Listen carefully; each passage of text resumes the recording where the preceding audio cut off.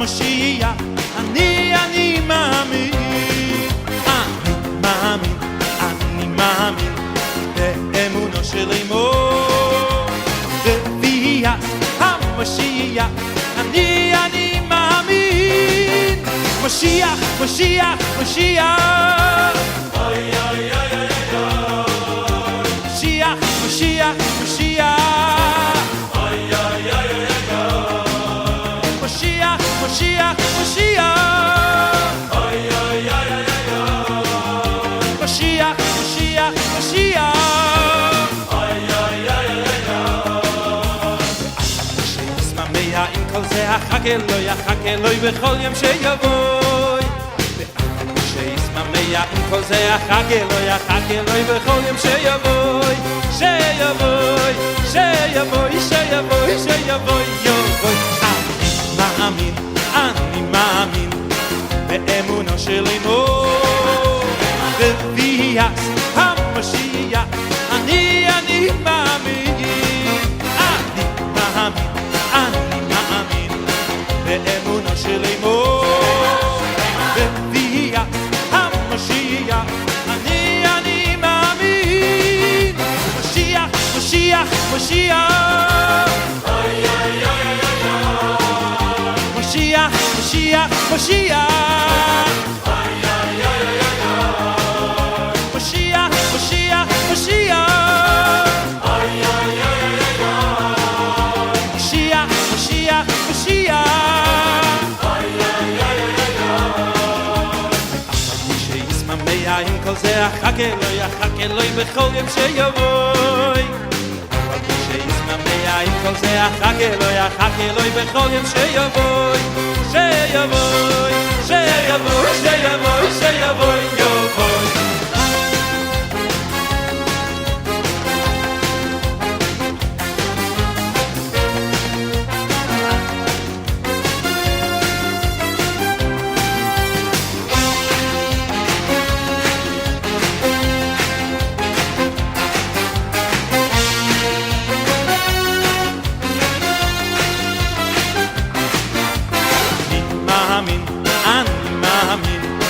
באמונו של אמו בביאת המשיח, אני מאמין, אני מאמין, אני מאמין באמונו של אמו בביאת המשיח, אני מאמין, משיח, משיח, משיח, אוי אוי אוי אוי, משיח, משיח, משיח,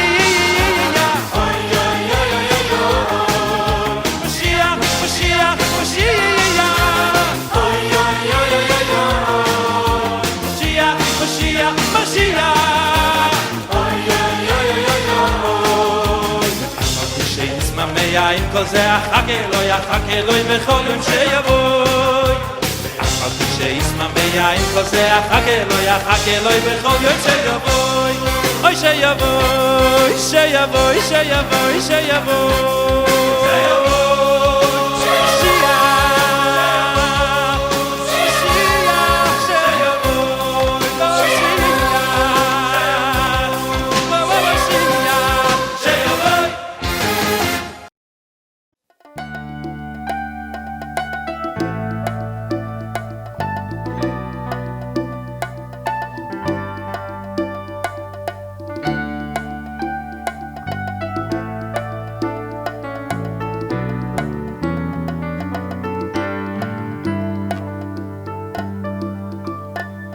גדל והתקדש שמר חבל, אמן. ועל מה דיברה ברכותי בחמליך, מחולתי ושמח, ולגנה בקרב משיחיה, בחייכון וביובכון ובידיכון בית ישראל, בעגלה ובזמן קריבנו, אמן. יחס מרחבה מברנה על dal medal maya Bimru amen Bimru amen Bimru amen Bimru amen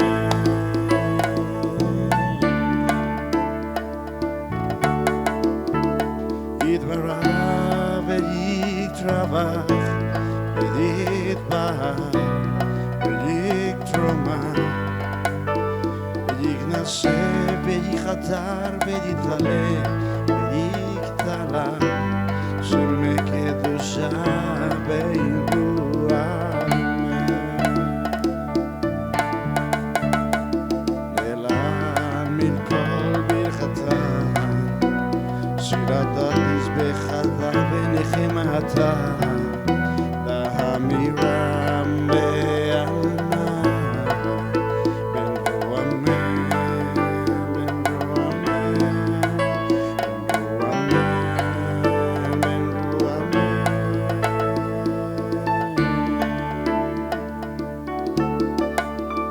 על ישראל ועל רבנן ועל תלמידיהם ועל כל תלמידיהם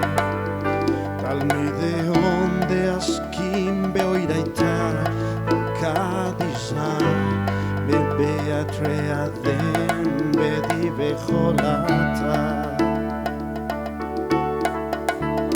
ואתה לחיל הנד ודחול חונכו בחיצה ברחמל מלכותם מראה שמיה וערה בנרו אמן בנרו אמן בנרו אמן בנרו אמן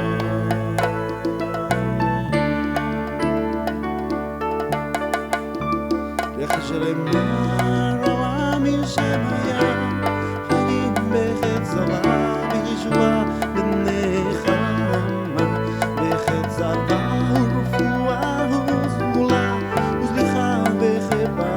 ברחבה ברצלה לחשלם מרבה מן שמיה חיים בחץ צבא בישועה ברחמה בשת צבא ורפואה וכולה ולכה בחברה ברחבה בחצלה לנו דוכל עמוד ישראל ואמרו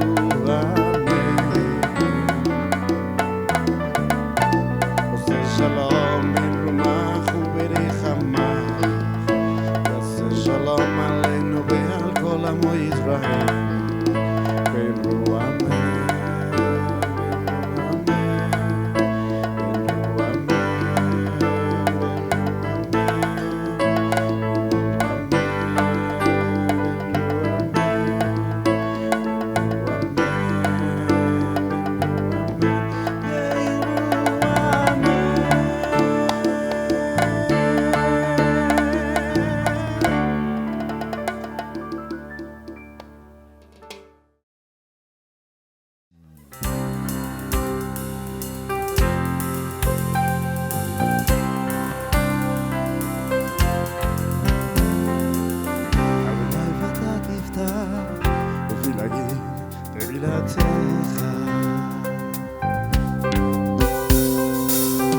Baruch atah Adonai Eloheinu Elohei Avotenu Elohei Avraham Elohei Yitzhak Elohei Yaakov Ha'el Adon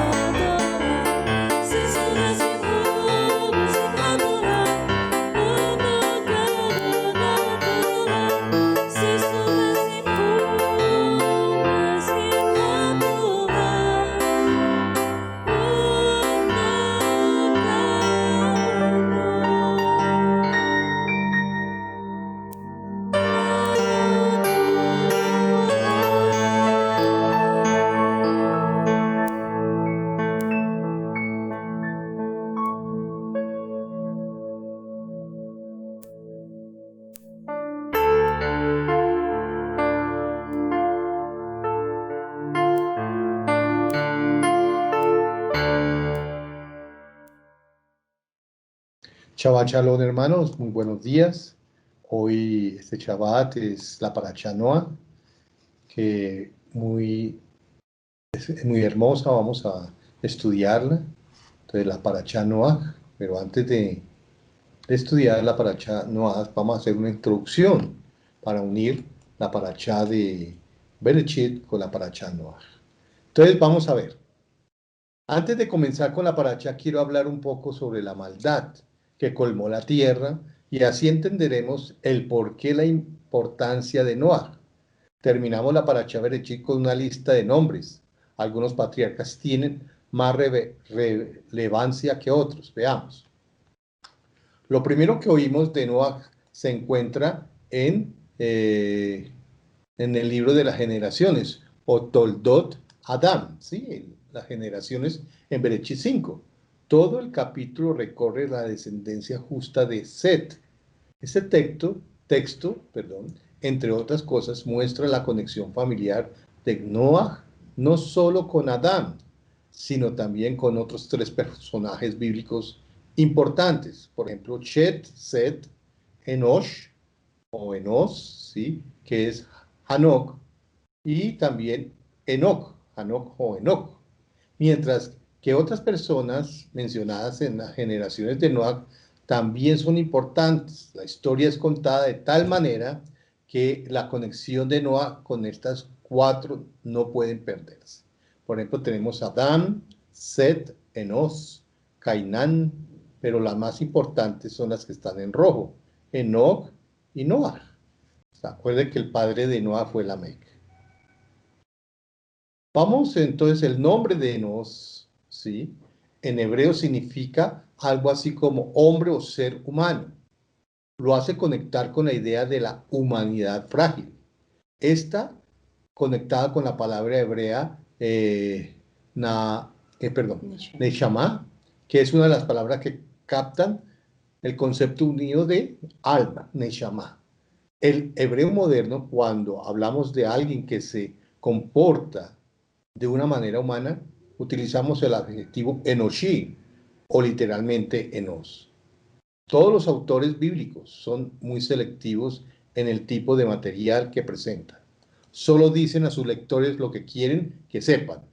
Es de destacar que la Torá enumera a Noa como el 10º hijo de Adán. Enos es el número 3 y Enoc el número 7. Los 3 números parecen ser marcados de algo importante. La descendencia de Caín no va a sobrevivir el diluvio, y la humanidad después del diluvio volverá a surgir de Noah, hijo de Shet. Enoc vivió 365 años antes que el Eterno se lo llevara. 365 años probablemente corresponden a la plenitud del calendario solar, o sea que es 1 por día, ¿sí? 365. Los años de vida de Lamec, el padre de Noah, parecen ser particularmente notables. 777, o sea, 777 años, algo curioso. Es Lamec quien traerá a un mundo moribundo a Noah, que es el que lo salvará a través de su obediencia llena de fe, de emuná. Como podemos ver, Noah no es el descendiente número 10 de Adán y Enoc es el número 7. Ambos son importantes. ¿Hubo alguien más unido a Enoc y Noah? Como probablemente sabes, Enoc ocupa un lugar único y absoluto en este registro, en lugar del acostumbrado número de años que un patriarca vivía después del nacimiento de su hijo. En el caso de Enoc, leemos que él caminó con Dios después de haber tenido a Matusalén durante 3 años, en lugar de una simple nota de que él murió, ¿sí? Al igual que en los otros nombres de esta lista. Se nos dice otra vez que Enoc caminó con Dios y después que ya no estaba porque el Eterno se lo llevó. Et a Elohim hit alech Noah. Con Elohim caminó Noah. Oigan, otra vez, caminar. Ahí vemos, caminó, ¿ok? Por eso se nos introduce a la expresión caminar con Dios. Es importante señalar que esta expresión es única en la Torá y aparece solo una vez más, donde exactamente las mismas palabras fueron dichas sobre Noah. Noah caminó con Dios. Eso está en Berechit 6:9. ¿Qué significa que ellos caminaron con el Eterno? En hebreo, esta expresión es absolutamente sorprendente y se pierde por completo en la traducción. La oración que se refiere a Enoc caminó con Dios, o en algunas traducciones, Enoc caminó delante de Dios, literalmente dicen, Enoc caminó con Dios, posiblemente, ¿qué podría significar? Creo que estas palabras son extremadamente importantes. ¿Alguna vez has escuchado la expresión caminar charlando? Uno ha de vivir su fe. Esto es exactamente lo que las escrituras nos dicen con referencia a Enoc y también a Noach. No es Enoc quien vive, sino Dios en él y por medio de él. La palabra de Dios, los mandamientos de Dios se hicieron carne en las vidas de Enoc y Noach, y por eso ellos caminaron con el Eterno. Y eso es lo que el Señor exige de nosotros. Finalmente, después de nuestro largo viaje a través de Berechit 4 y 5, entramos en la historia del diluvio. En el capítulo 6 vemos el completo fracaso moral de la raza humana. Sin embargo, para muchos lectores, el comienzo de este capítulo presenta uno de los versículos más enigmáticos de la Biblia. Los hijos de Dios vieron que las hijas de los hombres eran hermosas, y ellos se casaron con cualquiera que escogían. Los Nefilín estuvieron en la tierra en aquellos días, y también después, cuando los hijos de Dios se unieron a las hijas de los hombres y les engendraron hijos. Estos fueron los héroes de la antigüedad, fueron hombres de renombre. Eso está en Berechit 6:2 y el versículo 4. Extraordinariamente, sí, algunas traducciones usan aquí la palabra gigantes en lugar de nefilim. Hubo gigantes en la tierra en aquellos días, como dice Berechit 6:4. Entonces, para hacer esta historia aún más complicada, las escrituras también mencionan nefilim después del diluvio. En la conocida historia de Números 13, Moshe envió a los 2 espías a explorar la tierra y todos los espías, excepto Caleb y Josué, regresaron con malos informes de la tierra que ellos habían explorado, diciendo: vimos allí nefilim, los descendientes de Anak son los nefilim, nos vimos como langostas y así nos vimos ante sus propios ojos. Eso está en Números 13:33 o Bamidbar. Una vez más, la versión Reina Valera de 1960 traduce aquí la palabra nefilim como gigantes. Y allí vimos los gigantes, los hijos de Anak, que vienen de los gigantes, y nos vimos como langostas, y también nos vimos así ante ellos. Eso es la versión Reina Valera, que es el mismo capítulo y versículos. Entonces dice: durante siglos los estudiantes de la Biblia han debatido sobre quiénes fueron los nefilim, o sea, los gigantes, como ocurre con muchas historias en las Escrituras. Esta historia también gana mucha más claridad cuando leemos en hebreo. Primero, intentaremos comprender quiénes fueron los hijos de Dios. Las palabras traducidas como los hijos de Dios, Bené a Elohim, para la Torá significa ángeles, o simplemente los hijos de los gobernantes, o los hijos de los nobles, tal como algunas tradiciones judías traducen aquí Bené a Elohim. La interpretación angelical, que los hijos de Dios fueron ángeles o alguna forma de seres divinos, es casi inexistente en el judaísmo. Tenemos los hijos de los príncipes en los Targumim y los hijos de los jueces en los Midrashim. Génesis Rabá 26:5. Muchos de ustedes, ¿sí?, probablemente saben que el nombre a Elohim está en forma plural y puede ser leído no solo como Dios, sino también como dioses e incluso señores gobernantes. Y así es exactamente como los comentaristas judíos escogen leer esta palabra en este versículo particular. Sin embargo, si estudiamos el uso de esta expresión Bené a Elohim en la Tanakh, la Biblia hebrea, vemos un cuadro completamente distinto. No hay mejor comentario de la Biblia que la Biblia misma. Y por esa razón compararemos aquí nuestro versículo con otros versículos similares. La expresión hijos de Dios no aparece muchas veces en el Tanakh. La próxima vez que encontramos esta expresión es de Job 1:6, que dice: ahora hubo un día en que los hijos de Dios llegaron a presentarse delante del Señor, y entre ellos iba también Satanás, o llegó Satanás. Otra vez tenemos la misma expresión en Job 2:1. Una vez más hubo un día cuando los hijos de Dios llegaron a presentarse delante del Señor, y Hasatán o Satanás también llegó entre ellos a presentarse delante del Señor. Nadie cuestiona aquí el significado de los hijos de Dios. Estos versículos describen el concilio divino, el encuentro en el cielo. Por eso los hijos de Dios aquí obviamente no son humanos sino ángeles, quienes se reúnen con Dios. Toma nota que las palabras en hebreo traducidas aquí como los hijos de Dios son exactamente las mismas de Berechit 6:2, Bené a Elohim.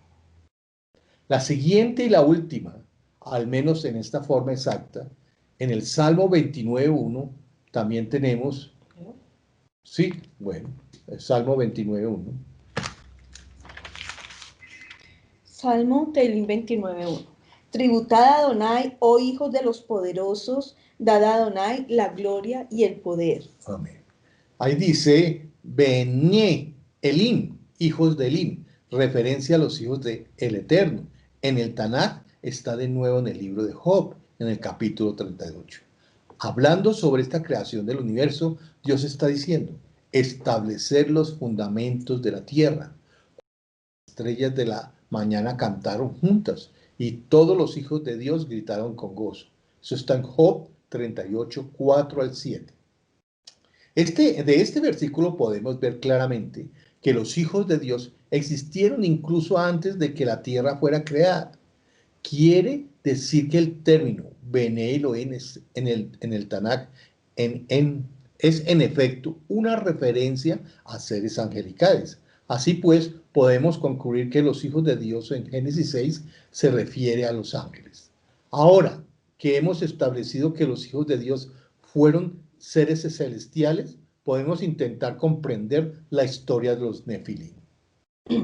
El grupo de ángeles que se rebeló contra el Señor llegó a la tierra y tomó mujeres humanas como esposas para tener relaciones ilícitas.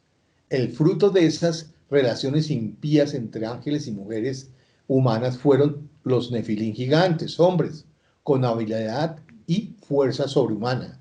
El hecho de los que Nefilim fueran gigantes es por sí solo una prueba de que su linaje fue sobrehumano. Pero esos gigantes también fueron malvados. ¿Cómo lo sabemos? Es precisamente en este punto que el hebreo nos ayudará. La palabra Nefilim probablemente viene de la palabra Nafal, que es caída, un sufijo im, que es para añadir pluralidad. De ahí que fuesen los caídos. Habiendo nacido de ángeles caídos corruptos satánicos, los Nefilim dominaron la tierra y la llenaron con violencia.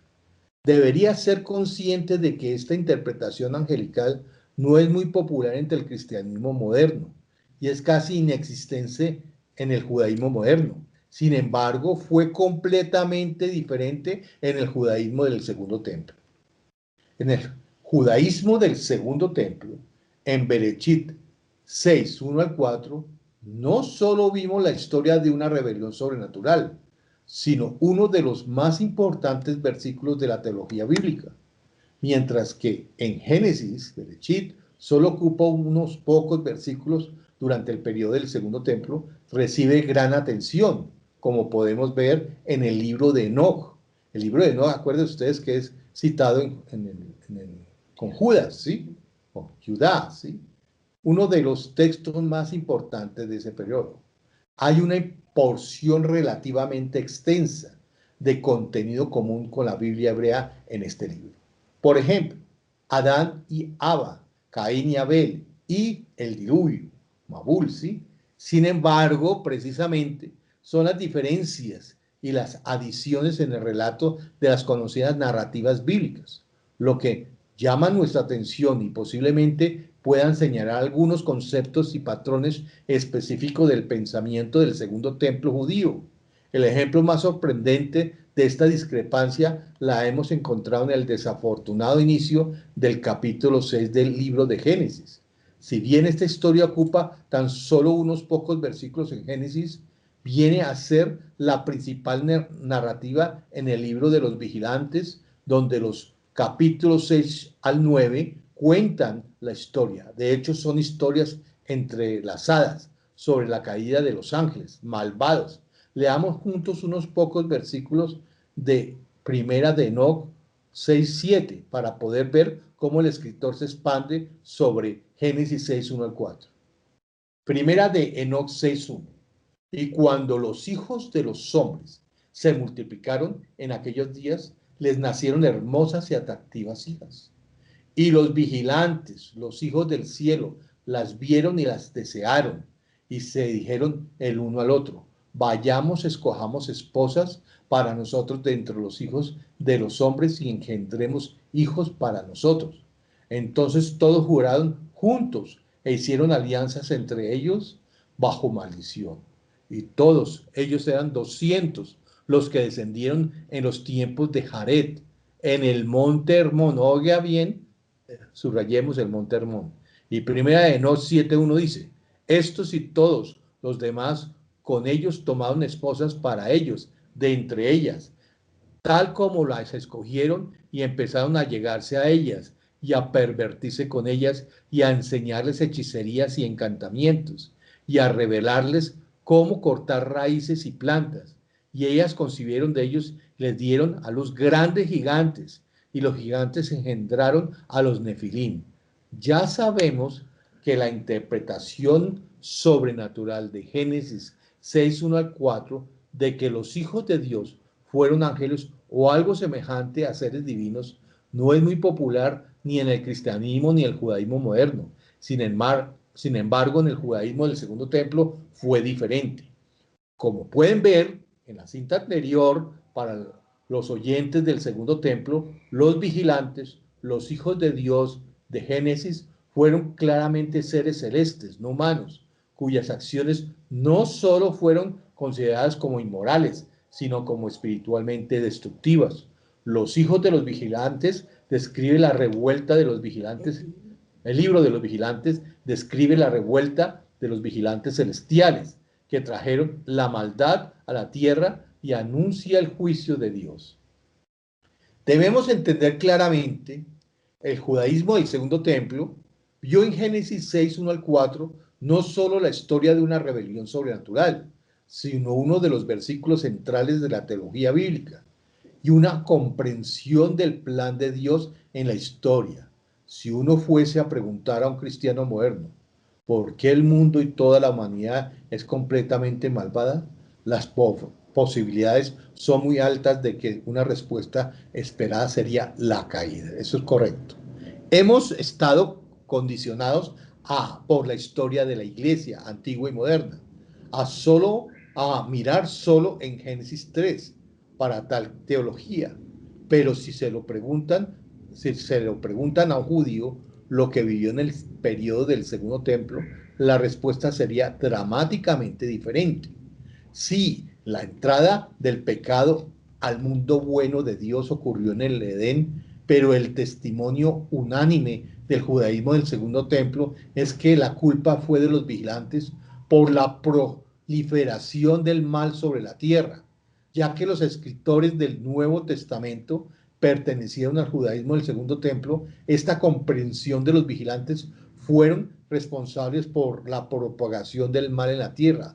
Tuvo que haber sido parte de su teología. En consecuencia, para los escritores del Brit Hadashah, la venida de Yeshua no solo significó cancelar la maldición de la muerte sobre la humanidad por el pecado de Adán, sino también revertir Hermón, el monte, ¿se acuerdan ustedes que acabamos de leer? Revertir Hermón, revertir las malas acciones de los vigilantes. Si estamos en lo cierto, esta comprensión de los vigilantes como responsables de esparcir el mal sobre la tierra y el tema de revocar los efectos del mal debían ser parte de su teología. El pecado de los vigilantes estuvo en el interior de sus mentes mientras escribieron sobre lo que el Mesías Yeshua de Nazaret debía hacer y revocaría con su venida y retorno. Los escritores del Brit Hadashah sabían que la misión de Yeshua era la revocación del mal. Y si ellos creyeron que el mal fue introducido y esparcido por los vigilantes, entonces Yeshua tenía que revocar lo que los vigilantes hicieron. ¿Se acuerdan ustedes en el monte Hermón cuando Yeshua se transfiguró y el Señor dijo: eres el único que hay que oír, eres el creador, eres el único? Y cubrió a Moshe y cubrió a Elías. Importante esto. Él prácticamente revirtió lo que los vigilantes hicieron. Parece ser, ¿se acuerdan que les leí? Ellos llegaron al monte Hermón y él tenía que ir al monte Hermón a cancelar la maldad y la maldición. Dice acá: y vio el Señor que era mucha la maldad de los hombres en la tierra, y que toda la intención de los pensamientos de su corazón era solo hacer el mal. Eso está en Bereshit 6:5. El total fracaso moral de la raza humana era absolutamente claro a su hacedor. El juicio de Dios era justo. La palabra hebrea yetzer, machshebot libo, lleva en sí la idea de que algo que es producido, creado, La frase se puede traducir como creación, deseo, resultado de los pensamientos de su corazón. La caída de la totalidad de la humanidad es algo innegable y llamativo. En la conexión lingüística Adán-hombre en el texto, podemos ver claramente que el fracaso de Adán afectó a su descendencia humana en el máximo grado. Este texto en particular hace hincapié en la totalidad de la caída. Todos los planes, pensamientos, no era más que el mal, todo el tiempo. El Señor dijo: borraré de la faz de la tierra al hombre que he creado, desde el hombre hasta el ganado, los reptiles y las aves del cielo, porque me pesa haberos hecho. Mas Noah, ¿sí?, halló gracia ante los ojos del Eterno. Benoah, Matzah, Gen, Bene, Adonai.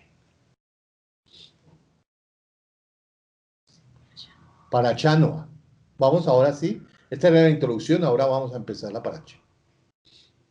Entonces, salió. Primera alía va del 6:9 al 22, segunda alía va del 7:1 al 16, la tercera aliyá va del 7:17 al 8:14, la cuarta aliyá del 8:15 al 9:7, la quinta aliyá va del 9:8 al 17, la sexta aliyá va del 9:18 al 10:32, la séptima aliyá va del 11:1 al 32, la Haftarah es Isayao 54:1 al 10, el Brit Hadashah Matillao 24:36 al 44. Entonces, estas son las generaciones de Noah. Noah, varón justo, era perfecto en sus generaciones. Con Dios caminó Noah y engendró Noah 3 hijos, a Sem, Ham y Jafet. Y se corrompió la tierra delante de Dios. Y estaba la tierra llena de violencia. Y miró Dios la tierra y aquí que estaba corrompida, porque toda carne había corrompido su camino sobre la tierra. Dijo pues el Eterno a Noah: he decidido el fin de todo ser, porque la tierra está llena de violencia a causa de ellos. Y aquí que los destruyiré con la tierra. Hazte un arca de madera de gofer. Harás aposentos en el arca y la calafetearás con brea por dentro y por fuera. Bueno, vamos entonces a continuar el estudio. Dice aquí: Vaikra et shmo Noah, se ina hamenu mima asenu umeitz bun yatenu min adama asher erah Adonai. Y llamó su nombre Noah diciendo: este nos aliviará de las obras y del trabajo de nuestras manos a causa de la tierra que maldijo Adonai. La frase hebrea Arura a Adama significa algo como tierra maldita. La palabra hebrea Adar, Arar, se traduce generalmente como maldición, pero en hebreo bíblico indica que lleva en sí el significado de atar, frustrar o restringir a alguien o algo. Noah es presentado como el nuevo Adán, un antídoto justo a la maldad del Padre de la humanidad universal. Adán empeña toda su descendencia a trabajar duro para conseguir los productos de la tierra que había sido maldecida por Dios.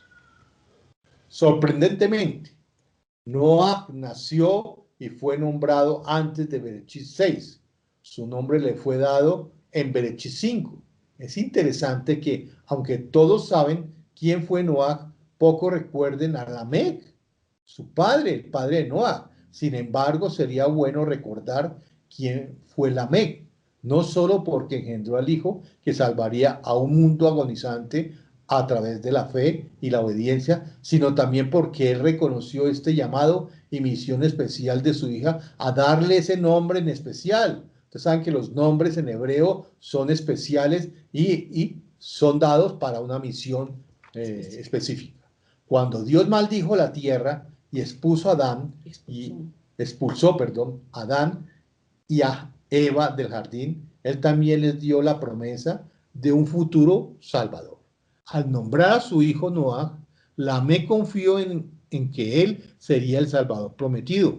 Evidentemente, Lamec sintió la carga pesada de trabajar la tierra que Dios había maldecido y buscó descanso de nuestras obras y del trabajo de nuestras manos. Ya sabemos que aunque esas primeras generaciones estuvieron extremadamente cansadas de la maldición y esperaron el cumplimiento de la promesa, recordemos a Eva esperando que su hijo Caín fuera el hombre del Señor. Eso lo vimos, ¿se acuerda? En la paracha pasada. Por las palabras de Lamec. Está claro que él también consideraba a su hijo como aquel que traería la liberación de la maldición, como aquel que provocaría confort y descanso, como hizo Yeshua HaMashiach en el Brit Hadashah, cuando dice, vengan a mí todos los que estáis o están trabajados y cargados, y yo les daré descanso. Se ha señalado que la palabra hebreo gen, para gracia, favor, en hebreo es el nombre de Noah, que también tiene esa raíz. La letra nun en Noah es diferente a en gen, ¿sí? Se debe a que es una de las letras finales que se ven de manera diferente cuando aparecen al final de una palabra. Et a Elohim hit alech Noah. Con Dios caminó Noah. No caminó con Dios y después ya no estaba porque Dios se lo llevó. Por eso se nos introduce a la expresión caminar con Dios. Es importante señalar que esta expresión es única en la Torá y aparece solo una vez. Noah caminó con Dios. Nuevamente repito, la palabra de Dios, los mandamientos del Eterno, se hicieron carne en la vida de Enoc y Noé, y por eso ellos caminaron con Dios. ¿Por qué Dios escogió a Noah? Después de discutir aquí en detalle sobre los hijos de Dios y sus descendientes, los Nefilim, la primera y más obvia sugerencia podría ser respecto al linaje de Noah. Algunos comentaristas asumen que la expresión bíblica perfecto en sus generaciones podría ser leer e incluso debería ser leída en el sentido de su perfecto linaje. Noah fue perfecto en su genealogía, su linaje fue puro, en eso fue totalmente humano, y esa fue la principal y más obvia razón de por qué Dios le escogió. Aunque debemos recordar que el Dios de la Biblia es ante todo el Dios de los corazones. Por eso no tengo duda de que el corazón de Noah también fue puro, y él desde luego fue justo delante de Dios. Las escrituras nos dicen muy claramente que Noah caminó con Dios. Y quiero recordarles que solo hay dos personajes en toda la Biblia descritos de esta forma, Enoc y Noah. Si Noah tuvo un linaje puro, pero también fue justo ante los ojos de Dios. De hecho, estas dos cosas están conectadas y van juntas. El linaje puro de Noah permaneció sin corromperse, porque él fue justo. Él estuvo completamente separado de un mundo pecador y de personas pecadoras y de la mitad de las personas alrededor de él, y por eso él fue perfecto en sus generaciones. ¿Saben que en hebreo la palabra kadosh, santo, también significa separado? La palabra at mekudeshet li, pronunciadas por el novio, ¿se acuerdan ustedes cuando hay una boda? El novio a la novia en la ceremonia de una boda judía bajo la jupá, significan tanto tú estás separada para mí, como tú eres santa para mí. Esto es exactamente lo que Dios espera y requiere de su pueblo más tarde, ser santo y permanecer separados del pecado de este mundo. Noah, con su corazón puro, fue separado de la corrupción del mundo y por eso tuvo un linaje puro, no corrompido por la semilla demoníaca. Por eso Noah fue el candidato perfecto para el plan de Dios. Sin embargo, Dios escogió a Noah. Las escrituras nos dicen que Noah halló en gracia ante los ojos del Señor. A propósito, Esta es la primera vez que la palabra gen, gracia, aparece en la Biblia. Encontrar es un verbo activo, no es pasivo. La Torá no dice Noah fue escogido por Dios. La escritura hebrea deja muy claro que el primer paso fue el de Noah. Parece ser que Noah encontró gracia ante los ojos de Dios porque la estuvo buscando activamente desde la forma en que caminaba con Dios. ¿Por qué? ¿Cuál fue su secreto para encontrar gracia ante los ojos del Señor? ¿Y qué significa para él? Y para nosotros, la frase hebrea, Matzat Hen Bene Adonai, que literalmente significa, él encontró gracia ante los ojos del Señor. Esta expresión todavía se usa en el hebreo moderno de hoy. A menudo usamos estas palabras bíblicas. Ella encontró gracia ante sus ojos. Cuando hacemos una simple pregunta, ella te gusta, reflexionemos juntos sobre esto. ¿Qué quiere decir que nos guste a alguien? Tal vez la persona hizo algo que llenó nuestras expectativas. Puede encontrar un comentario interesante en algunos comentarios judíos. El versículo justo en sus generaciones significa que Noah simplemente fue mejor que cualquier otro en esa generación malvada y que en cualquier otro tiempo pudo no haber sido considerado justo. Algunos judíos sabios compararon a Noah con Abraham diciendo que mientras Abraham intercedió por los pecados de Sodoma, Noah no intercedió por su generación. Y eso significa, para una mentalidad judía, que él no fue suficientemente justo. Sin embargo, según el Brit Hadashah, este no fue el caso. Los escritores del Brit Hadashah creyeron que durante los años de preparación Noah había estado predicando justicia a sus contemporáneos, advirtiendo del juicio por venir y aún continúa construyendo un arca en completa obediencia a Dios. Quizás por eso encontró gracia ante los ojos del Señor. Y Dios, quien no perdonó al mundo antiguo, pero salvó a Noah, uno de entre 8 personas, es un predicador de justicia. Es un predicador de justicia. Veamos segunda de Kefa. Bueno. Eso es segunda de Kefa 2:5. Es obvio. Nuestro gusto es una pobre sombra de encontrar gracia ante los ojos del Eterno. Sin embargo, esta frase nos da una visión del carácter de Noah y también nos enseña una lección. El Eterno no quiere que andemos simplemente por ahí esperando el castigo de los pecadores y la salvación de los justos, incluso si nos sentimos rodeados por el pecado y la corrupción. Dios nos ama, pero Él también quiere gustarnos y por eso desea que nosotros le busquemos activamente y encontremos gracia ante sus ojos por la forma en que vivimos. Al analizar este pensamiento judío sobre Abraham y Noah, surge esta pregunta. ¿Podría ser que a los escritores del Brit Hadashah se les ocurrió este pensamiento sin llegar a la percepción de que Noah ya existía en la tradición judía? Encontramos una continuidad en el Tanaj y en el Brit Hadashah en muchos aspectos. Entonces, ¿podría ser que este pensamiento de Noah como predicador de justicia llegara de la nada? En algunas ocasiones he mencionado que aunque muchos comentarios judíos fueron escritos mucho tiempo después que el Brit Hadashah, algunos todavía reflejan la tradición interpretativa del judaísmo del Segundo Templo. Por eso es que en este comentario, en uno de los Midrashim, habla de una prueba del hecho de que Noah, el predicador de justicia, se introdujo dentro del Brit Hadashah desde el judaísmo del Segundo Templo.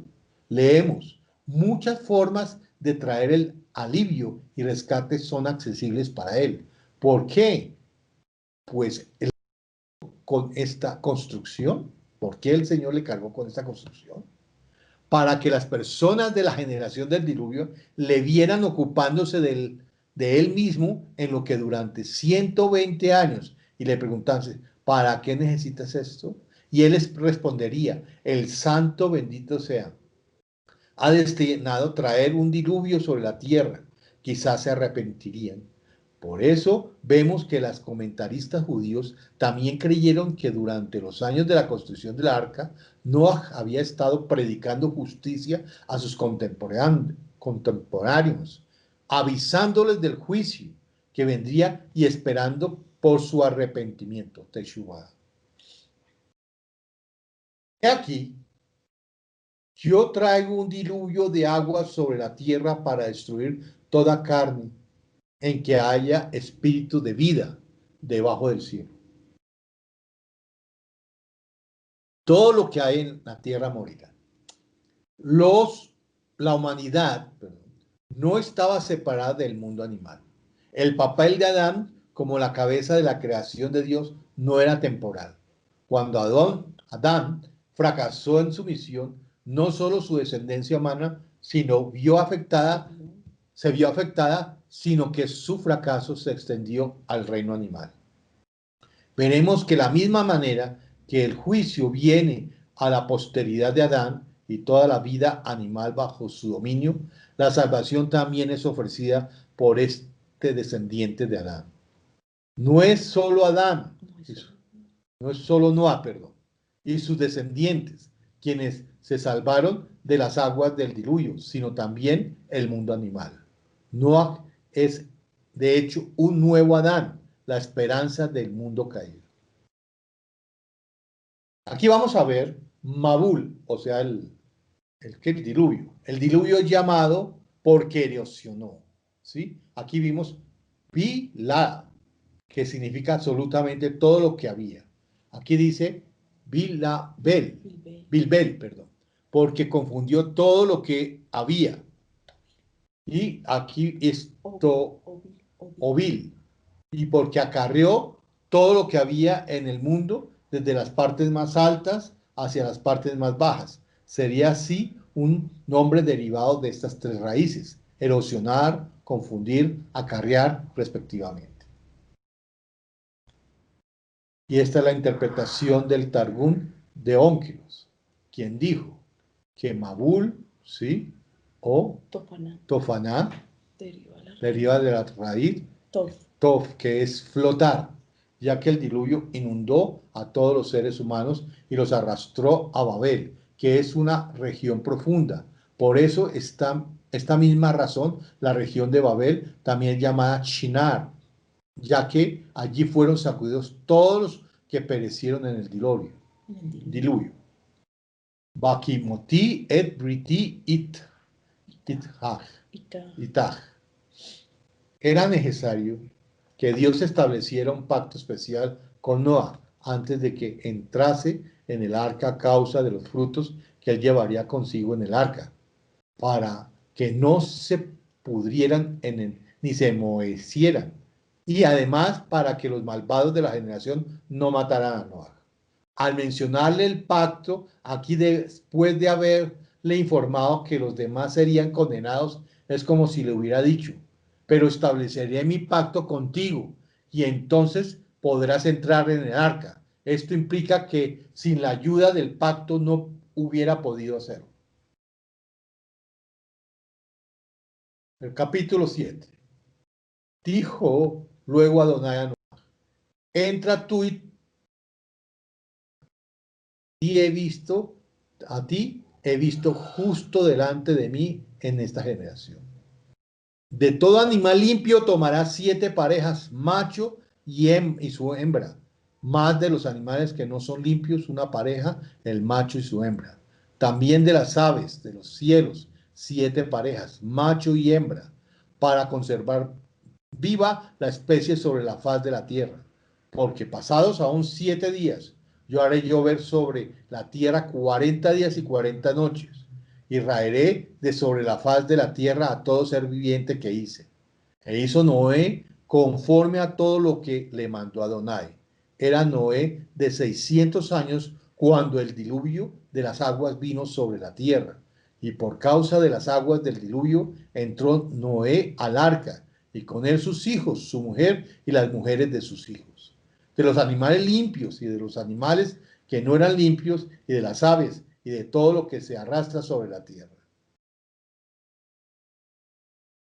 Bueno, vamos a seguir con el estudio. Acá viene una comparación muy bonita, que es Génesis 7, ¿sí? Cómo se habla de la corrupción, y vamos a ver que esa misma palabra que está ya en Génesis, se corrompió la tierra delante de Dios y estaba la tierra llena de ¿qué? Violencia. Y miró Dios la tierra y he aquí que estaba corrompida, ¿sí? Porque toda la carne se había corrompido su camino sobre la tierra.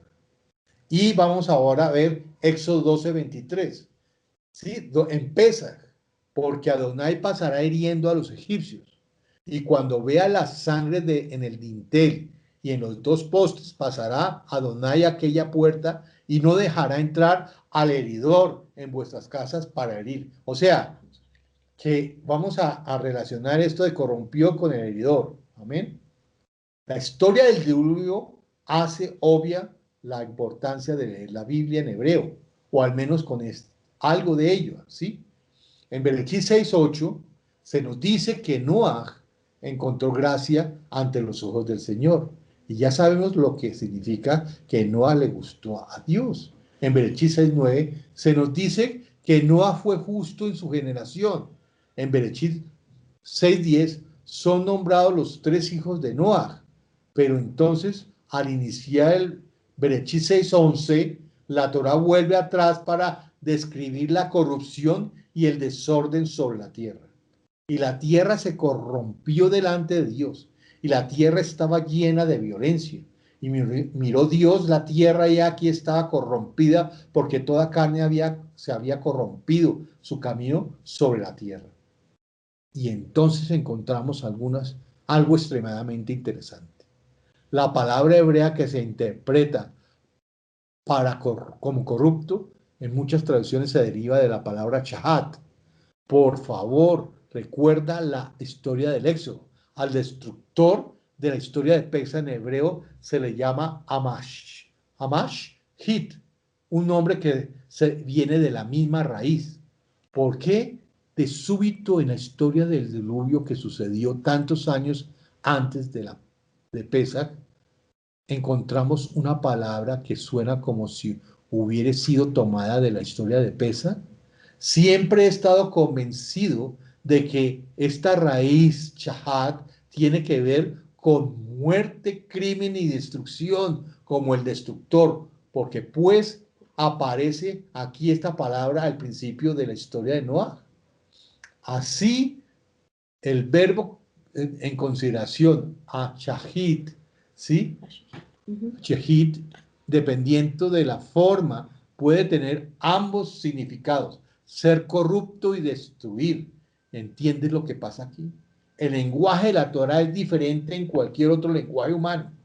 Los significados que están por venir se muestran aquí a través del significado regular de las palabras. En este sentido, cada palabra de la Torá está cargada con todos los significados futuros, con algo que todavía no ha llegado, que no ha sido visto por el hombre, pero que en definitiva es visto por el Eterno. En este punto de la historia de Noah, el castigo y la destrucción del diluvio todavía no ha llegado, ni se les ha prometido aún. La Torá solo nos está contando sobre el pecado, la corrupción y no sobre el castigo. Sin embargo, ya ahí, en el mismísimo principio de la historia, esta aterradora palabra, Ishhit, ¿sí? Suena como un aviso severo y sobrio, por cierto, completamente perdido en la traducción, de que castigo y destrucción son consecuencias inevitables del pecado y la corrupción. Este es un ejemplo sorprendente de cuán importantes son las escrituras hebreas. Algunos de ustedes quizás sepan que el hebreo es principalmente un lenguaje raíz. Las raíces son grupos de 3 consonantes que contienen la esencia del significado de la palabra. Vamos a ver la palabra Kafar. Kisaka, Beha, Farta, Ota, Mi Bait, Umihut, Bekofer. Cuando Dios mostró a Noah cómo destruir el arca, construir el arca, él le ordenó sellar por dentro y por fuera con brea. En Génesis 6:14 suena como una mera descripción técnica y quizá nunca le habían dado mucho que pensar en este versículo. Sin embargo, cuando lo leemos en hebreo, casi inesperadamente encontramos aquí la raíz. Si ustedes incluso saben un poquito sobre Israel y hebreo, probablemente sabrán que es Yom Kippur y por lo tanto conocerán el significado de la raíz. Todos los posibles significados de esta raíz tienen que ver con expiación, pero en Yom Kippur, al igual que todo el concepto de expiación, solo será introducido mucho más tarde. Entonces, ¿por qué se usa este verbo aquí en la historia de Noé? Así pues, este mandato tan técnico, sellar por dentro y por fuera con brea, en hebreo suena casi igual a una declaración teológica. Desde luego, todos sabemos que el diluvio y el arca son grandes símbolos de castigo para los malvados y de salvación para los justos. Sin embargo, sin el hebreo perdemos completamente algo que es evidente en el texto original. La historia de Noah es la historia de la expiación, porque la raíz expiar está ahí desde el comienzo de la historia. Aquí vemos kafar, que significa sellar, algo con brea, y también se dice kiper, o sea, expiar, perdonar. O sea que estas dos se relacionan, sellarnos por dentro y por fuera. Amén. Y que el Señor hizo una expiación por nosotros, o sea, la sangre nos cubrió. La sangre de Mashiach nos cubrió por dentro y por fuera. En Bereshit 6, 14 al 21, leemos acerca de todos los preparativos que Dios ordena a Noah. En el versículo Bereshit 6, 22, nos da la respuesta de Noah. Vayas Noah kehol asher, sitba oto Elohim ken asa. Y así lo hizo Noah conforme a todo lo que Dios le había ordenado. Así lo hizo. Cuando todo estuvo listo, el Eterno le dijo a Noah que ejecutara su plan. Vayas Noah kehol asher tzitbau. Y hizo Noah conforme a todo lo que le ordenó, ¿quién? El Eterno.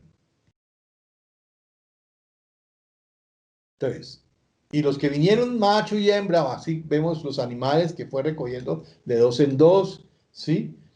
Y los vinieron macho y hembra de toda carne, vinieron como les había mandado el Eterno, y Adonai le cerró la puerta. Y fue el diluvio 40 días sobre la tierra, y las aguas crecieron y alzaron el arca y se elevó sobre la tierra, y subieron las aguas y crecieron en gran manera sobre la tierra, y flotaba el arca. Miren todas esas palabras que hemos visto, flotaba sobre la superficie de las aguas, y las aguas subieron mucho sobre la tierra, y todos los montes altos que habían debajo de todos los cielos fueron cubiertos. Sigamos. Dice aquí Isaías 34, 16. Inquirid en el libro de Adonai y leed si faltó alguno de ellos.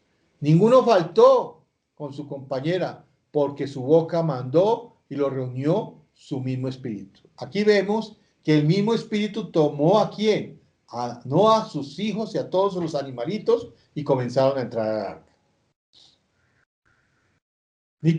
Nip-Keu se partieron para dejar salir las aguas. Teom Rabá, gran abismo. El castigo fue medida por medida.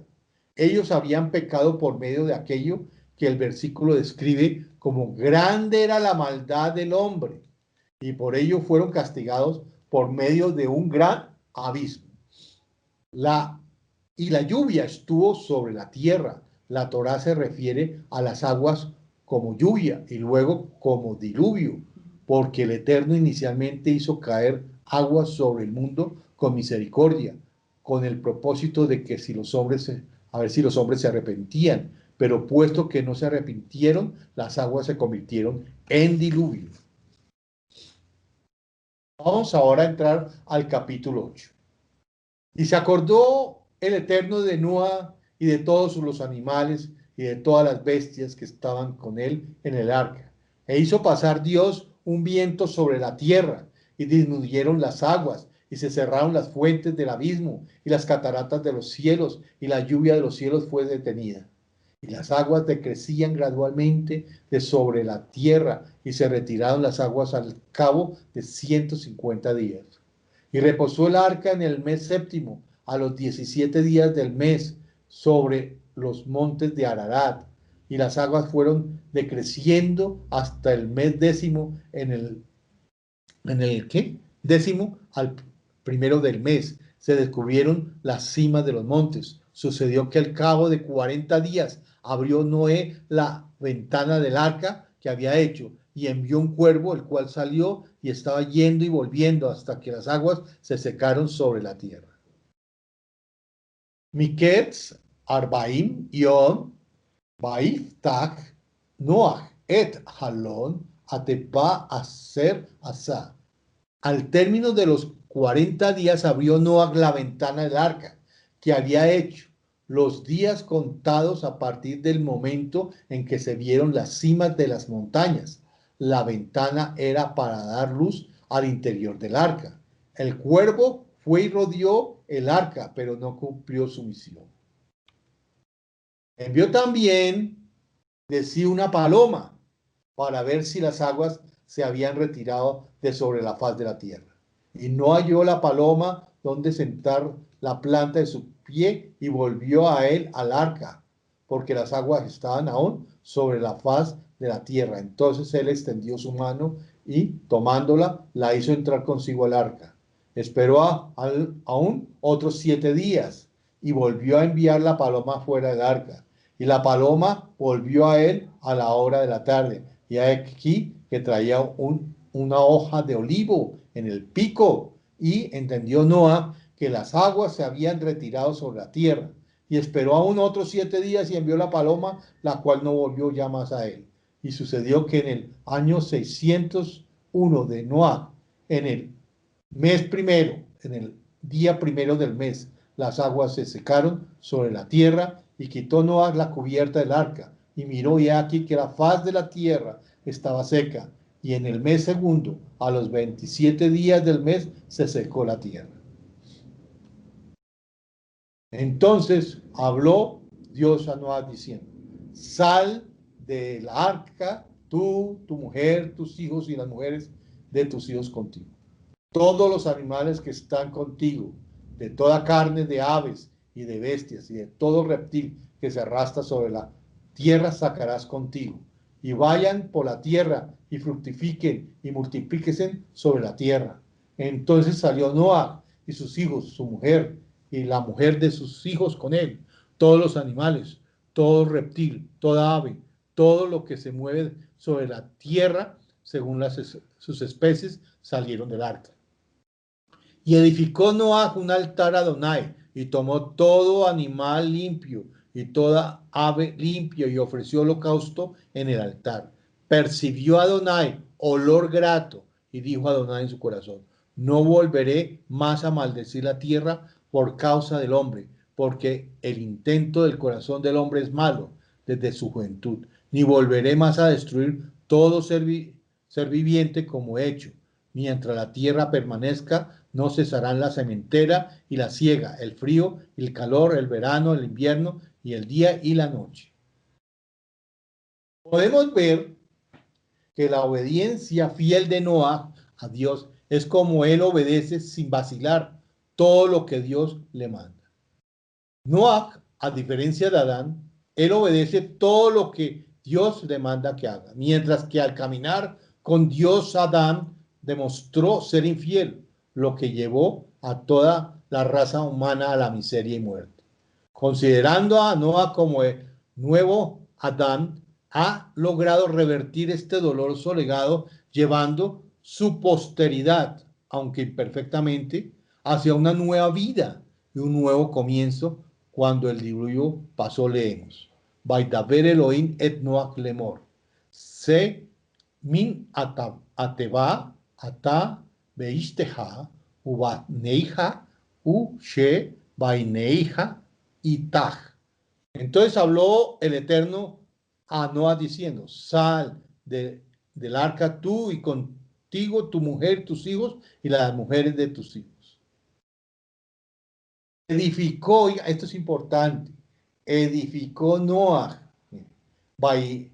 ben Noah, misbeach, la Adonai, baikach, mikol, abehema, ateora, umikol, a of, a taor, paya, al olot, pa misbeach. Y edificó Noah un altar a Adonai y tomó de todo animal limpio y de toda ave limpia y ofreció holocausto en el altar. Como todo gran hombre de Dios después de él, Noa construyó un altar a Dios y ofreció sacrificios. El Señor, vamos a ver, Vayomer Adonai Elibo, Losif la kalel ot et adama, be abur a Adam, ki yetzer lev Adam, ramin urab, velo osif, ot leakot, et kol hai, kasher asiti. Entonces acá dice, el Señor persiguió el aroma agradable y dijo para sí, nunca más volveré a maldecir la tierra por causa del hombre, porque la intención del corazón del hombre es mala desde su juventud. Nunca más volveré a destruir todo ser viviente como lo he hecho.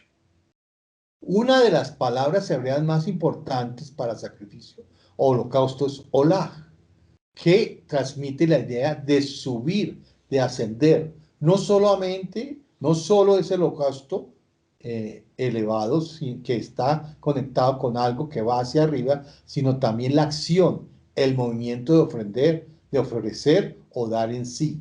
Cuando Noa presentó hacia arriba algo que subía, la belleza de la lengua hebrea es que es muy tangible, literal y simple.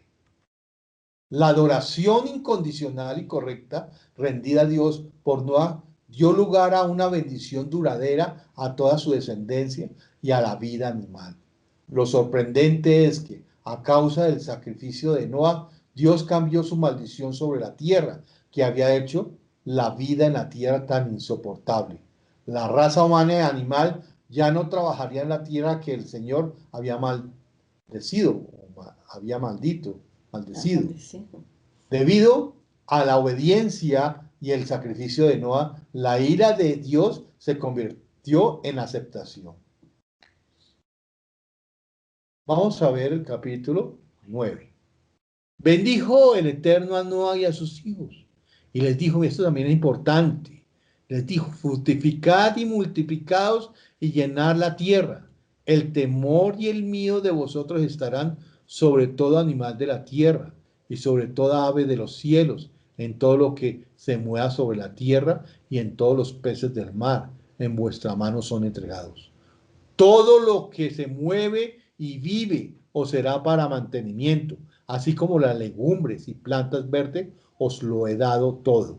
Pero carne con su vida, que es su sangre, no comeréis, porque ciertamente demandaré la sangre de vuestras vidas.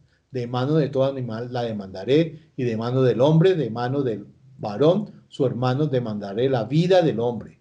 El que derramare sangre de hombre, por el hombre,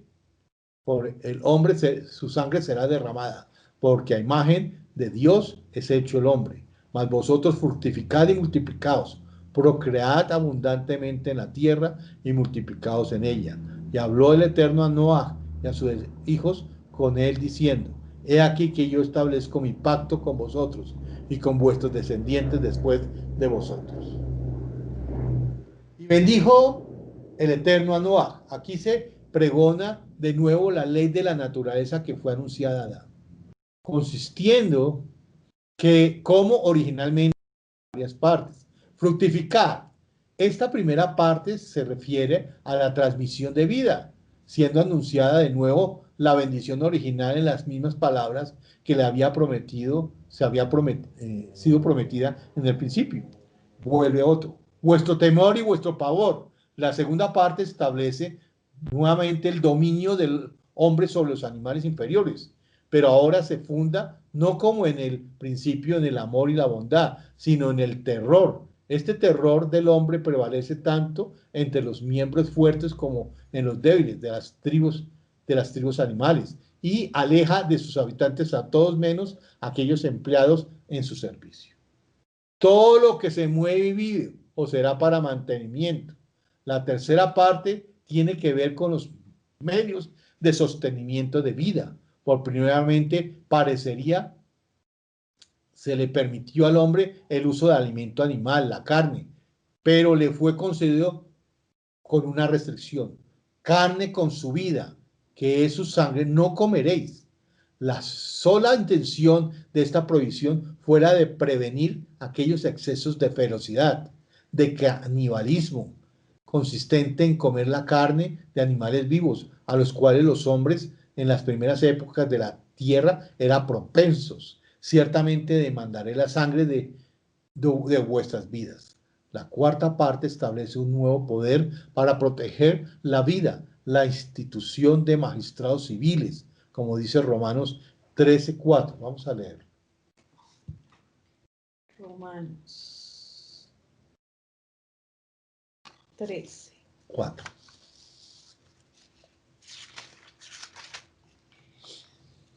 Porque los magistrados no están para infundir temor al que hace el bien, sino al malo. ¿Quieres pues no temer la autoridad? Haz lo bueno y tendrás alabanza de ella, porque es servidor de Dios para tu bien. Pero si hace lo malo, teme, porque no en vano lleva la espada, pues es servidor de Dios, vengador para castigar al que hace lo malo. Amén. Armados de autoridad pública y oficial para reprimir la comisión de la violencia y del crimen. Tal poder no había existido en la sociedad patriarcal.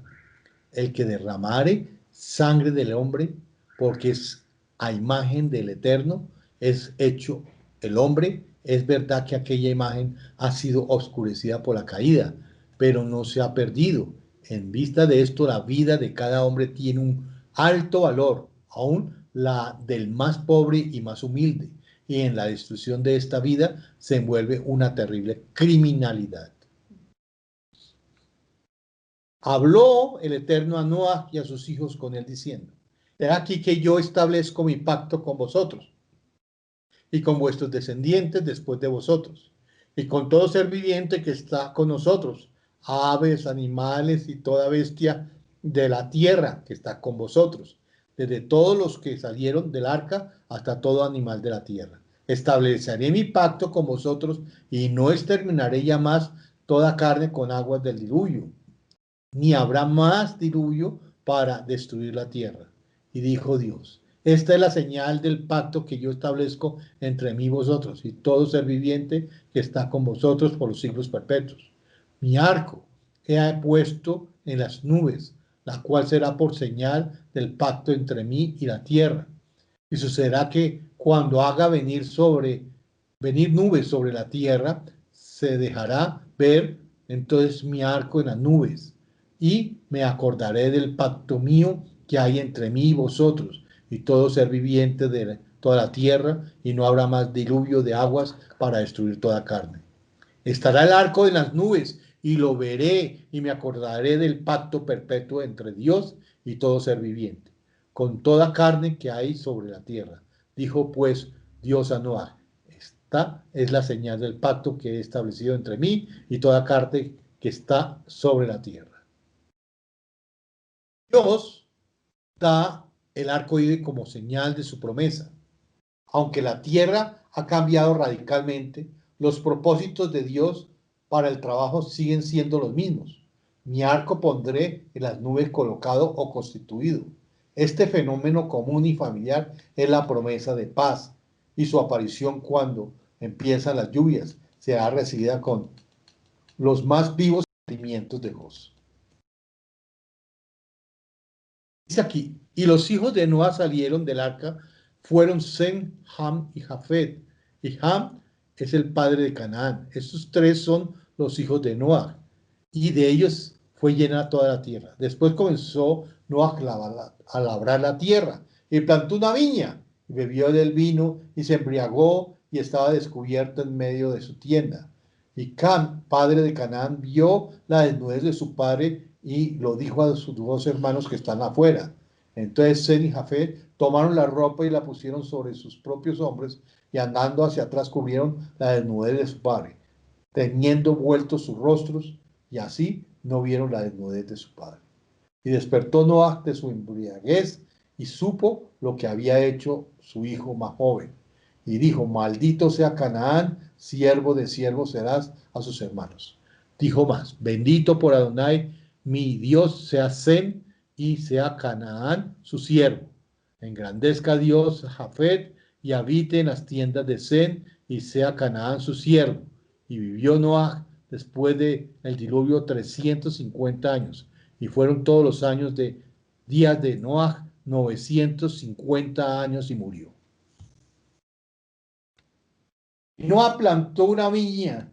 Noah había sido criado probablemente en el cultivo de la tierra, y empezó de nuevo aquel trabajo al salir del arca, y bebió del vino, y se embriagó tal vez en las festividades de la vendimia.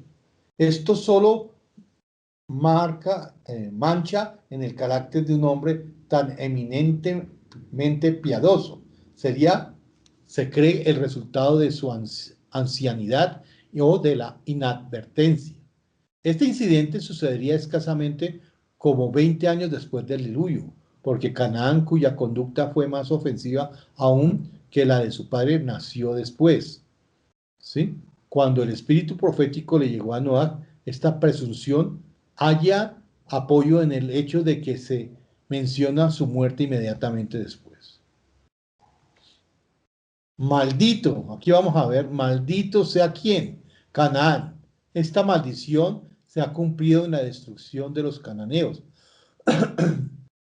degradación de Egipto y la esclavitud de los africanos, todos descendientes de Cam. Ahora bien, en la fe de Yeshua HaMashiach, la esclavitud es totalmente abolida. Bendito de Adonai, mi Dios, sea Sem, una insinuación de que los descendientes de Sem serían particularmente honrados en el servicio del verdadero Dios, siendo establecida entre ellos los judíos. Israel tomó posesión de Canaán, y los habitantes de aquella tierra fueron hechos sus siervos, o por conquista, o como los gabaonitas por sumisión. Engrandezca a Dios a Jafet, significaba un vasto aumento en descendencia y posesiones. En efecto, sus descendientes han sido los más activos y emprendedores. Se han extendido sobre las porciones mejores y más grandes del mundo, en toda Europa y una parte considerable de Asia. Esto es para aclarar. Aquí vemos lo que dice Justino Mártir, ¿sí? Este versículo es muy importante porque realmente se convirtió en uno de los fundamentos bíblicos de la teoría del reemplazo de la iglesia. Fue aquí donde Justino Mártir, que vivió del 114 al 165 después de Mashiach, ¿sí? Fue aquí donde Justino Mártir encontró la base bíblica para tal doctrina en su tratado Diálogo con Trifón, que dice: hipócritas, hablan de Dios y se dicen creyentes, pero sus actos dicen todo lo contrario. Mejor actúe de forma correcta antes de creerse un hijo de Dios. O sea que aquí lo que está diciendo es hacer separación entre los cristianos y los judíos. O sea, antisemitismo, ¿sí? Entonces, comentando esta historia de Noah y sus hijos, señaló el versículo: engrandezca a Dios a Jafet y habite en las tiendas de Sem, como la palabra profética respecto al futuro de Jafet, que prácticamente Jafet iba a tomar posesión de Israel, y Israel iba a desaparecer, y Jafet, las naciones gentiles que han recibido el cristianismo, tendrían el tamaño de 10 tiendas de Sem, es decir, Israel. Esto, perdóname, esto es la doctrina del reemplazo, que para nosotros debe ser anulada y no aceptada. Que Jafet habitaría en las tiendas de Sem junto a Sem en lugar de Sem. Creo que el significado original de este versículo de ninguna manera asume un desalojo de Zen entre sus tiendas. A mí se me hace la interpretación de Justino Márquez, sin embargo, sirve para legitimar el proceso de la exclusión de Israel del plan y las bendiciones de Dios que en aquel tiempo ya estaban adelantándose a toda velocidad. ¿Era este realmente el mensaje original? Intentemos entender el mensaje del texto hebreo. El verbo Yafet al principio, que suena y se deletrea exactamente igual que el nombre de Jafet, aquí significa esparcir y agrandar. Sin embargo, como la mayoría de las personas en hebreo, de las palabras en hebreo, podría tener significados adicionales.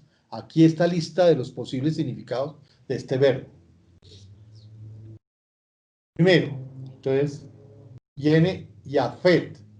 Entonces aquí viene ser espacioso, estar abierto, ser amplio. En Cal, ser espacioso o abierto o amplio.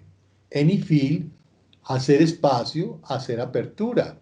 Otro significado segundo es ser simple, atraer, engañar, persuadir. Cal, ser de mente abierta, ser simple, ser ingenuo. Y otro también tiene ser seducido, ser engañado. Aquí vemos otro nifal, ser engañado, ser crédulo. En piel viene persuadir, seducir, engañar. En pual, ser persuadido, ser engañado. Pataj. Pataj, la raíz. Una vez más, gracias al hebreo vemos algunas cosas que de otra manera quedarían completamente omitidas mediante estos mismos versículos, que fueron usados por la iglesia para justificar la exclusión de Israel. Dios está hablando de un gran peligro de ser engañado. Jafet ha de habitar en las tiendas de Zen junto a Zen. O sea, Zen tiene la verdad, tiene la Torá, y ellos, Jafet, tienen que acercarse a la verdad de la Torá. Vamos a ver el versículo 10, capítulo 10. Capítulo 10. Estas son las generaciones de los hijos de Noah: Sem, Cam y Jafet, a quienes nacieron hijos después del diluvio. Los hijos de Jafet: Gomer, Magog, Madai, Javán, Tubal, Mesec y Tira. Los hijos de Gomer, bueno, aquí viene un montón de descendencia, de generaciones. Así como Nimrod, vigoroso cazador delante del Eterno. Bueno, aquí vienen otros y otros. El historiador no ha arreglado este catálogo según el orden de los nacimientos, porque el relato empieza con los descendientes de Jafet y el linaje de Cam viene antes de Sem, aunque se dice expresivamente que aquel era el hijo menor de Noah y Sem era hermano mayor de Jafet. En el versículo 21, el relato del establecimiento de las naciones existentes en el tiempo de Moshe tal vez son las principales, porque aunque la lista incluya los hijos de Sem, Cam y Jafet, todos sus descendientes no son enumerados. Aquellos descendientes, con una o dos excepciones, son descritos por nombres indicativos de tribus o naciones, con la terminación en el hebreo im, que significa plural, indica plural.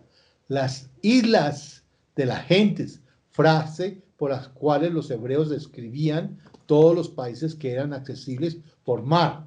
Veamos Isaías 11:11 y Isaías 26. Isaías 11:11. 11:11. Asimismo acontecerá en aquel tiempo que Adonai alzará otra vez su mano para recobrar el remanente de su pueblo que aún quede en Asiria, en Egipto, Patros, Etiopía, Elam, Sinar, Amad y en las costas del mar. Amén, ahí está, las costas del mar. Las islas. Y el las del mar. 26. 26. Y dirá en aquel día el morador de esta costa: mirad qué tal fue nuestra esperanza, a donde nos acogimos por socorro para ser libre de la presencia del rey de Asiria, y cómo escaparemos nosotros. Amén. Y Jeremías 25:22. Jeremías 25, 22. 22. A todos los reyes de Tiro, a todos los reyes de Sidón, a los reyes de las costas Amén. que están en ese lado del mar. Amén. Entonces, aquí vamos a ver, tales en relación con ellos eran los países de Europa, la península del Asia Menor y la región del más allá del Mar Negro. Entonces, eran en estas partes donde los primeros descendientes de Jafet se habían asentado. Los hijos de Cam emigraron hacia el sur y sus colonias eran la de Cush en Arabia, la de Canaán en el país conocido por su nombre y la de Mizraim en Egipto. ¿Sí? Se cree generalmente que Cam acompañó a Mizraim y personalmente dirigió la colonización de donde el Egipto se llama la tierra de Cam. Nimrod se menciona como sobresaliente sobre toda su familia en renombre. Pronto se distinguió por sus valientes y atrevidas proezas en cazar animales feroces. Por estos servicios útiles se granjeó el derecho a la gratitud pública y habiendo establecido una influencia permanente sobre el pueblo, fundó la primera ciudad del mundo, la cabecera de su reino, Babel. Este reino, naturalmente, en aquel entonces considerado grande, sería comparativamente limitado en extensión y las ciudades eran solo pequeñas fortalezas. De esta tierra salió Asur, o como está al margen de algunas Biblias, el Nimrod a la cabeza de su ejército salió para Siria, es decir, para llevar allá sus conquistas, y edificó a Nínive frente a la ciudad de Mosul sobre el río Tigris y otras ciudades cercanas. Esta expedición a Siria fue una invasión a los territorios de Sem y de ahí el nombre Nimrod, que significa rebelde. Se cree le fue conferido a causa de su atrevida rebelión contra la divina distribución. A Sem, el historiador lo introduce con señalada distinción como el padre de Eber, el antepasado de los hebreos, Aram. En la división general de la tierra, los países de Armenia, Mesopotamia y Siria les tocaron a los descendientes, a sus descendientes. Arfaxad, la colonización de sus descendientes fue en el extenso valle de Shinar, sobre el Tigris, hacia la parte sur de Mesopotamia, incluyendo el país de Edén y la región al este del río. Peleg, porque en sus días fue repartida la tierra. Después del diluvio, los descendientes de Noa se ubicaron juntos según su gusto y gozaban del producto del terreno entero, pero según instrucción divina, dada tal vez por medio de Eber, quien parece haberse distinguido por su piedad y carácter profético, la tierra fue dividida y el nombre de su hijo Peleg le fue dado en conmemoración del acontecimiento. Veamos Devarim 32:8. Devarim 32:8. Devarim 32:8. Cuando el Altísimo hizo heredar a las naciones, cuando hizo dividir a los hijos de los hombres, estableció los límites de los pueblos según el número de los hijos de Israel. Amén. Y Hechos 17:26. Hechos 17, 26. 26. Y de una sangre ha hecho todo el linaje de los hombres, para que habiten sobre toda la faz de la tierra, y les ha prefijado el orden de los tiempos y los límites de su habitación. Amén. Estas son las familias de Noa por sus descendencias en sus naciones. Esta división fue hecha de la manera más ordenada, y el historiador inspirado evidentemente insinúa que los hijos de Noa fueron distribuidos según sus naciones, y cada nación según sus familias, de modo que cada nación tenía su territorio señalado, y en cada nación las tribus, y en cada tribu las familias, y se establecían por sí mismas. Capítulo 11. Tenía entonces toda la tierra una sola lengua y unas mismas palabras. Y aconteció que cuando salieron de oriente hallaron una llanura en la tierra de Sinar y se establecieron allí. Y se dijeron unos a otros, vamos, hagamos ladrillo, cosámoslo con fuego. Y les sirvió el ladrillo en lugar de piedra y el asfalto en lugar de mezcla. Y dijeron, veamos, edifiquemos una ciudad, una torre cuya cúspide llegue al cielo y hagámonos un nombre, por si fuéramos esparcidos sobre la faz de la tierra. Y descendió Adonai para ver la ciudad y la torre que edificaban los hijos de los hombres, y dijo Adonai, he aquí el pueblo es uno, y todos estos tienen un solo lenguaje, y han comenzado la obra, y nada les hará desistir ahora de lo que han pensado hacer. Sigamos, ya podemos. Sigamos. Era entonces toda la tierra de una lengua.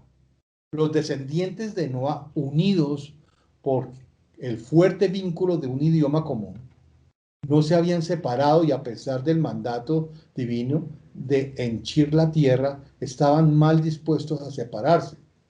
Los más justos y bien dispuestos naturalmente obedecerían a la voluntad divina, pero el cuerpo numeroso, aparentemente la horda agresiva mencionada en el capítulo 10:10, resolvieron agradarse a sí mismo ocupando la región más hermosa a que habían llegado, tierra de Shinar, el valle fuerte, regado por los ríos, valle fértil, perdón, regado por los ríos Éufrates y Tigres.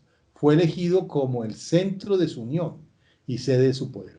Ladrillo como no hay piedra en esa región. El ladrillo era y es el único material usado para edificar, como se ve en el montón de ruinas de Birs Nimrod, que puede haber sido la misma ciudad fundada por aquellos antiguos rebeldes. Algunos de los ladrillos fueron secados al sol, otros quemados en hornos, y son de diferentes colores. Betún mineral natural abundante en Mesopotamia, que endurecido forma un cemento fuerte, comúnmente usado en Asiria hoy en día, y forma la mezcla hallada en los ladrillos quemados antiguamente. Una torre cuya cúspide llega al cielo, expresión figurativa común de gran altura. Devarim 1:28. Devarim 1:28.